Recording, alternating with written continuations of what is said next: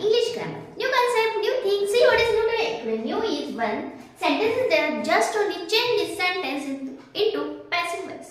आपल्याला दिलेल्या वाक्याचा passive voice करायचा. चला बघूया कसा करायचा. वाक्य आहे save a rupee every day.